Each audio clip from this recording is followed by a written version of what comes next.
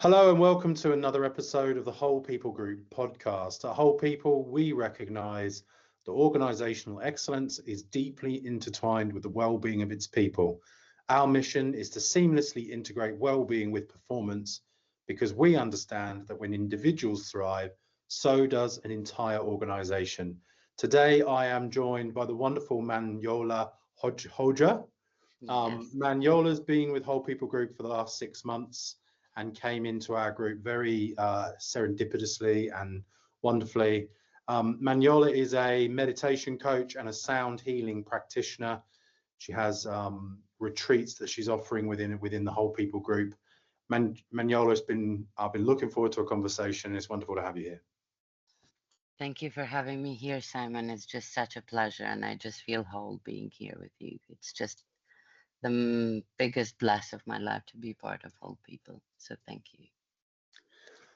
I've been looking forward to having a conversation with you on the podcast. In our team meetings, you bring so much of your experience and your wisdom, and Whole People Group is obviously what we've come together with is over some sort of like shared experience of shared desire to help people, shared experience of the ups and the downs in life. Can you tell our listeners just a little bit before we get onto the bigger questions, just a little bit about how you found yourself onto the podcast today? Of course, it's interesting how to put everything in a few words and in a short time. But yeah, I'm just gonna go for it. I am Manjola, as Simon said. I've been through basically a lot in my life. I have had like loss in my family. I've lost my mom when she was 48 years old. I lost my sister when she was 37. I lost my grandmother. So basically, I remained the only feminine energy in my family. And then also my horror trip started from there. And I went also and I was like trafficked. So I'm a survivor of human trafficking. I survived that. And when I was physically away from that, it started reliving it through my soul, all of it. And it was eating my soul bit by bit every single day. So that's when I first became in contact with meditation and basically saved my life. I practice it on me every day since then, and I still do it. And I entered in a journey which brought me here, combined to the sounds, which is as well part of my healing journey. And I do it every day to heal myself and then to offer to others. And my crazy trip brought me in contact with whole people exactly to offer these things to everyone who needs it. Manjola, thank you. And I really appreciate with some of our associates, we spoke just off the air there, that some of our associates, I know when someone asks me to fit my story into a few sentences, I've got a keynote on Thursday and it's an hour and a half, and I feel like I could do about 5 days. So I just want to really honor the fact that there is so much in that very short description of where you've been, and coming on to, and I know that it comes through in the gift that you're here to give and you're offering. So I ask you, what do you think the biggest problem is that we are facing at the moment, human beings in the corporate world, in the workplace, so think London, busyness. What's the big problem we're all facing? Thank you for asking this, actually, Simon, because it's like a question that it comes randomly in everybody's mind, I think, most of the time. What is something that we all suffering and all have in common all the time? And what I've seen in my journey, it's like every single person, it's open to the same thing, like suffering. But where did that suffer come from? They don't have the same background, but basically they have the disconnection within that makes all common. We overthink about everything, and we basically live with our thoughts somewhere and our body somewhere else. And that's what we are like basically all suffering from, the disconnection between soul, body, and mind. That's how I see it. That's brilliant. And tell me a little bit more by what you mean by, because I think I've never heard it put like that before. Our thoughts are happening in one place and our body's happening in another place. And that obviously means disconnection. But what do you mean by that? Help me understand a little bit. Yeah, absolutely. So in my journey, I saw and I lived it, and I basically really lived it being somewhere else. Although, as I said before, I was physically away from the pain, but like by my thoughts and flashbacks and all the trauma that was still in me, I was living somewhere else, although I was physically somewhere else. So I was keeping my trauma on me in another place where basically um, I should have been there physically, mentally, emotionally in another stage where I was then. But how I see it in other people as well, it's like they live or in the past or in the future. So, or they are worried what is going to happen tomorrow, or where they were yesterday, which none of them, in my knowledge, it's not existent. The only thing that we have is like the now, and being aware to when those thoughts go away from you for the worries of tomorrow or what you lived yesterday, you just be aware of them and you bring them into the now. Brilliant, thank you. And I think everybody can relate to that, right? Like the anxiety, depression. I think I saw the other day, anxiety is looking forwards and worrying about tomorrow. Depression is being able to get out of yesterday. And, you know, I know I've had both of those. And I also, leading on to what it is that you do, you know, I actually got, I found meditation before I got sober. You know, I think to be honest, I think I started to be spiritual. I think it was like I wanted to be spiritual, but I was drinking, and I'm obviously nearly 10 years in recovery. But I found meditation, and I didn't know what it would do for me. And it's no coincidence that a year later I'm in recovery. So I always think that meditation was the beginning of my path. Um, If I had like, if I was a fairy and I had like a stick to make every person do something, I would put every single person into meditating and connecting with their inner side, with their spirit, with their soul, because that's what the meditation does. It helps you release all this package that you have in your mind all the time, constantly, and makes you release and connect to yourself. And just through breathing, we don't give appreciation or to our breath, which is basically what keeps us alive. So yeah, it's the base. It's not a spiritual path in the meaning I've become spiritual and it's something because I've seen nowadays it's becoming like a fashion and people think I'm yeah, spiritual because I did this and that. No, the purpose itself, because it tailors your path in a way that you can't explain to anybody. It's like everything around you pushes you towards your path, and that's why it becomes, because it, you call it then spiritual because your spirit, it's coming, it's leading you, not anymore your physical world, if it makes sense. I always ask people if they brush their teeth today when I do talks, and everyone goes, yeah. And I go, so would it be crazy that you didn't brush your teeth? And everyone goes, yeah, I brushed my teeth. I go, well, the meditation is way more important than brushing your teeth. But can you believe I need to share this small little thing with you? Because I have people when I do meditation to them, I'm on like, you know, you have to have your 10 minutes, 5 minutes if you can. It's enough just to breathe for yourself. And I have faced so many people saying to me, I don't have time. And Yeah. I'm like, wait a second, listen to yourself. What did you just said? Like you have time for everything. Maybe they'll be CEOs or yeah, they have so many things they're handling, but they don't have time to breathe. It's like, what's going on? I, Five I minutes. also, I also heard, you know, one of my teachers said, I meditate once a day unless I'm really busy, and then I meditate twice. Bravo. You Perfect. know, like things like that. So I mean, the meditation, I think, if I look upon the culture now, I think with apps like Mindspace, and I think we are slowly, maybe it's more mindfulness, and maybe we're still coming to just sitting. I think we're getting there slowly, but I think that that's something that people know a little bit about. And I mean, my recovery and Jess, my wife's recovery, we've been so blessed to sit in sound baths and sound healing circles. And I remember the first time I went into a sound healing circle in Australia, I was so skeptical.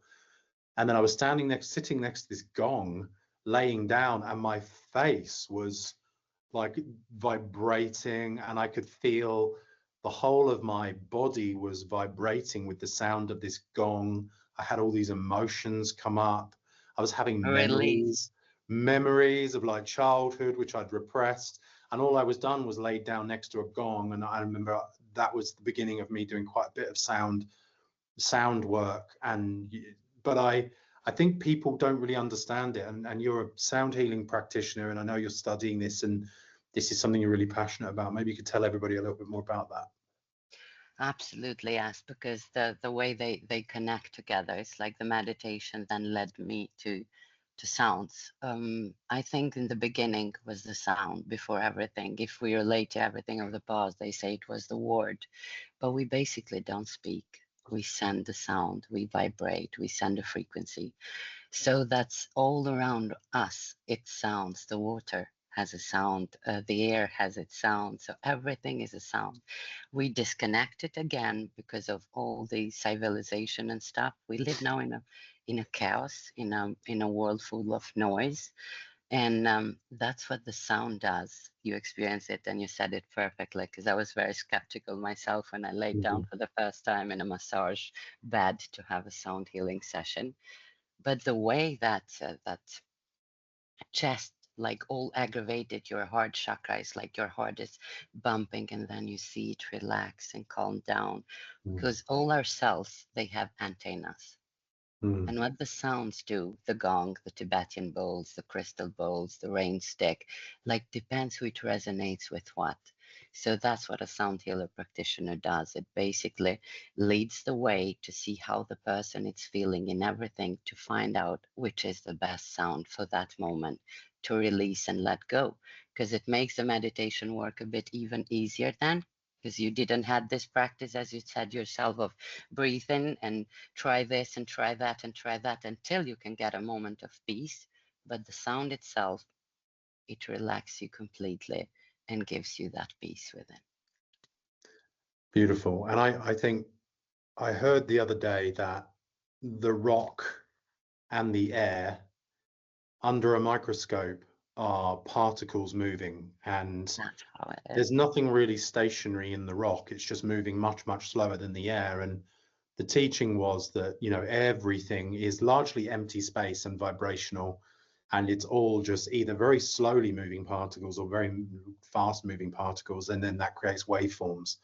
And, you know, light and sound being the same frequency. And it's very difficult. You know, I work with equity partners in a global law firm, and I know the moment I can get them to think vibrationally, I know I'm very close to a breakthrough. If I can get them to think about us being vibrational beings, or, but you can imagine the resistance that we have up against this stuff, because we're so like, I am a physical being. This is, but actually under a microscope there is no physicality. It's mostly empty space and moving particles. I think about that with the sound. You know, Jess and I, we use a lot of mantra and a lot of sound, and Fantastic. That's how it is. Because, my recovery's been built upon mantra and sound. If I, you know. mantra, it's your self-healing session, and you can Yeah, do that. And every single person has access to it. And that's the most wonderful thing. And everybody's voice is shaped to their body. If yeah, they could just use that voice to heal themselves from within, that's what it does, because it's all the vibes. If you just do a humming, a simple humming, you can feel it in your throat. And it's like, that's how it vibrates in your whole body and heals the chakras from within. yeah. And things like polyvagal theory now are saying that humming is, you know, the fastest way to soothe the nervous system. So It's crazy. I'm yeah, connecting to the beast. Sorry, I have to interfere because you were talking, and I'm like, and the sound is like the whole creation, everything. I don't know if you have heard about the expression, there is no life without bees. yeah, Oh, but people thought it's just because it does the photosynthesis thing, it goes from one flower to the other. But actually, it's more to it. It's because of the humming. It's right. because of the vibration it spreads everywhere. So Wow. it's more to it. I have so much to talk about Well, sound. we have As a I well, said, putting in. we have a longer podcast to come, and this is the setup for that. I know that in our new brochure, you have a retreat. You have a couple of retreats actually, and you are there with a webinar, and you are someone that our client base can work with whenever they like. So it's really good to just get a little snippet into your medicine, because we are, whole people group is different in the sense that we are, you know, for me, I people see people who have wisdom and the skills as medicine men and medicine women. It's spiritual medicine, it's emotional medicine, it's not chemical medicine, right? Like it's It's the thing that we, you know, connection. Completely natural, everything Exactly. natural. So my And final question, and especially I, self-proved. Sorry, Simon, just need to add a bit more into it because I'm here. I feel I'm whole in this, in contact with all this.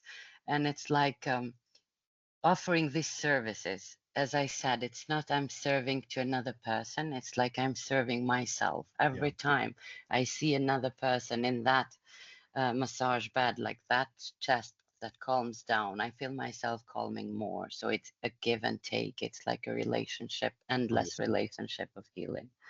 That giving is extraordinarily powerful. So my last question is, I put everyone on the spot a little bit, and I know I put you on the spot a little bit today anyway. And there's a bit of context to it. So about 10 years ago, I had a more than a near-death experience. I actually died and left my body and had a full-on, I was gone. And as I was dying on the bed in this shack in the middle of nowhere in Australia, I knew I was going, and only two things were coming to my mind as I was dying. And one of them was my relationships. You know, it wasn't a good feeling to die and know that I had unfinished business with my dad. And I knew it was a really not a good feeling to die like that. But the next one was that I wanted to say something. I had this really overpowering knowing that I was on the earth to say something and I had nothing to say.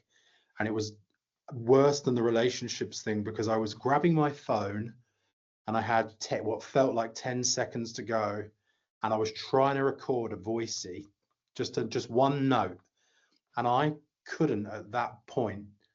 I didn't know what to say without regurgitating quotes off of some bloody magazine or something. So since I came back to my body, and since then I've been, you know, I've repaired some of my relationships. I'm in the process. And I think one of the most important things you spoke about the voices is that we find what we're here to say.